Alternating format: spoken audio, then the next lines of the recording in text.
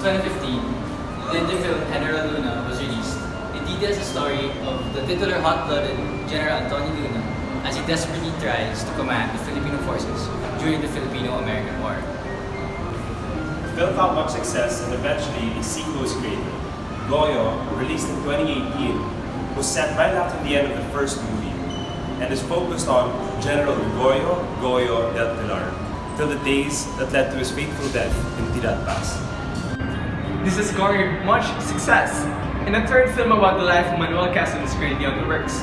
But how did these films examine the lives of these heroes and what it meant to be a hero? Today, this documentary will focus on the films Heneral and Goyo and how they were able to portray their titular characters and ask the questions, what does it really mean to be a hero?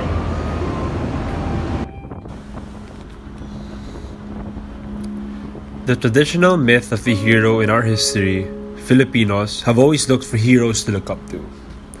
From the national hero Jose Rizal to the brave men of the Katipunan, to the men who fought in World War II against the Japanese, the Filipinos has seen them as shining examples of patriotism.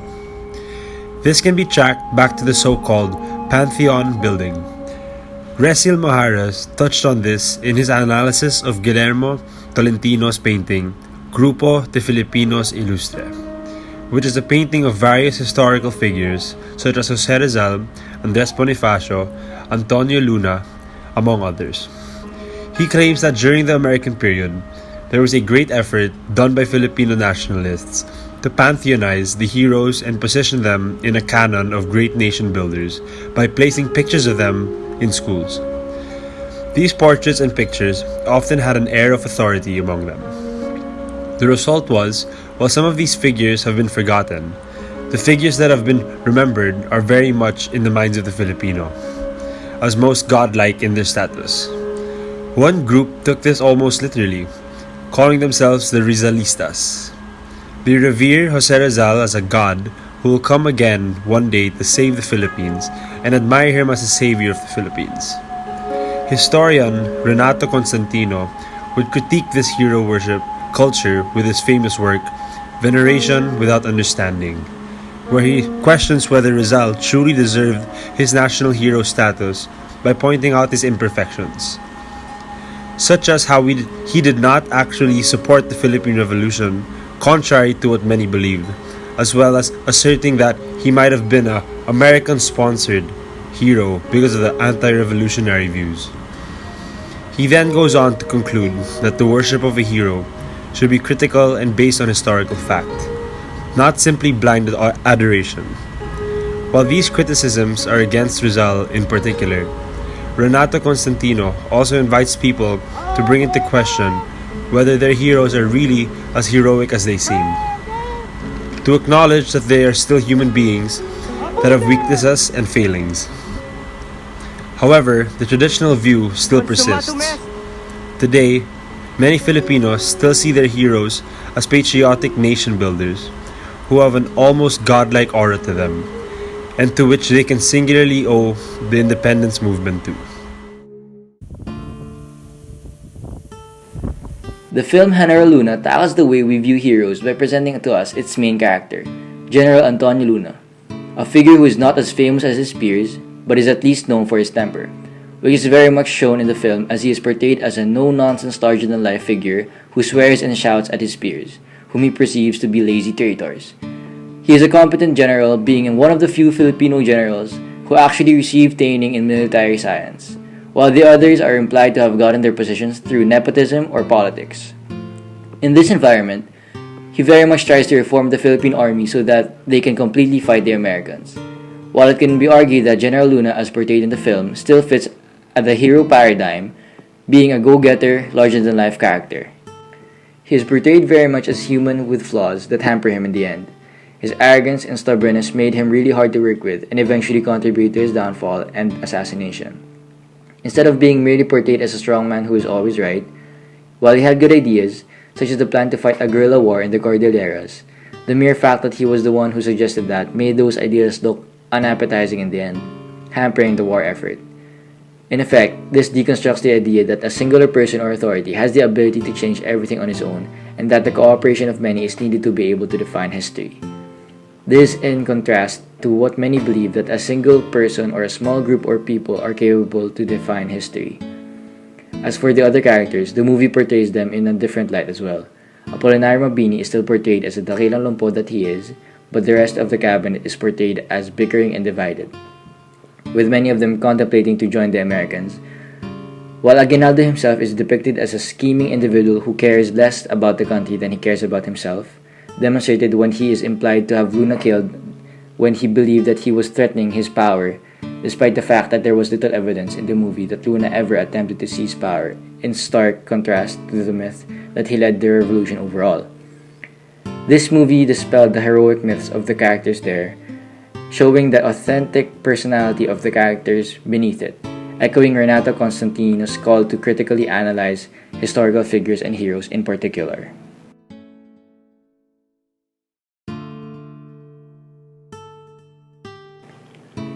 While the film Goyo also has similar themes of critically analyzing historical heroes, it approaches heroism from a different angle. Being a film about what is essentially a youth general, Goyo doubles down on the analysis of flawed heroes. The film portrays the boy general exactly as it says. Rather than focusing on the general aspect, however, it focuses on the boy aspect. The film portrays Goyo as brash, arrogant, impulsive, a partygoer, and a womanizer, a stark contrast to the traditional view of heroes being patriotic and focused on the bigger picture. However, this portrayal is accurate for the 24-year-old Gregorio. Goyo deconstructs the concept of young heroes by portraying them not as heroes who happen to be young, but young people who happen to be heroes. Goyo may be an acclaimed general, but the boy in him still prevails in much of his decisions. However, a major character that has been demystified is the common soldier. This has been hinted in Heneral, where soldiers are seen running from the numerous battles, to the point where the titular character commented that the women were braver than the men.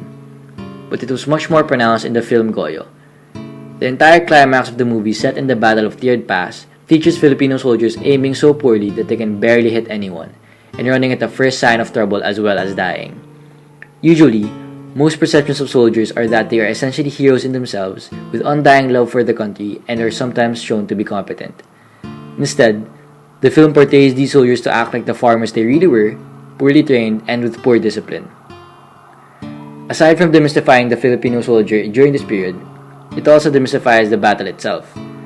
The Battle of Tiered Pass is so romanticized in Philippine history that it is dubbed the Thermopylae of the Philippines. One thinks Thermopylae, one thinks the depiction of a brave group of men facing impossible odds, dying with honor. Which is not what the movie depicted. It was depicted as simply an anticlimactic curb-stomp battle that saw the Filipinos just barely slowing down the American advance, as opposed to stopping it and delaying it significantly, as the Greeks did at Thermopylae. Continuing its predecessor's theme on heroism, Goyo points out how many heroes in our history are ordinary people who are forced to do extraordinary things, and today we tend to believe that these people are extraordinary. In conclusion, Goyo and Heneral both deconstructed the concept of Filipino heroism by portraying their characters not as godlike as they are seen traditionally, but by portraying them realistically, with flaws and weaknesses as human beings. Heneral showing how a strong man who takes no compromises from anyone, or the archetype of the tough hero, can instead alienate himself from his peers and end up hampering the war effort by dividing them and getting them assassinated. Goyo showing that young heroes would be as immature and ignorant to responsibility as one would expect from people their age in real life. Both movies also show the reality on the ground by portraying the ordinary Filipino soldier in a similar way, not as infallible patriots with love for country, but as farmers weary of war who want to return home. In doing this, the movies echo the call of Renato Constantino's Veneration Without Understanding, to look at our heroes not with a godlike veil, but with a critical and historical light. For this, we can unveil the myth of the hero.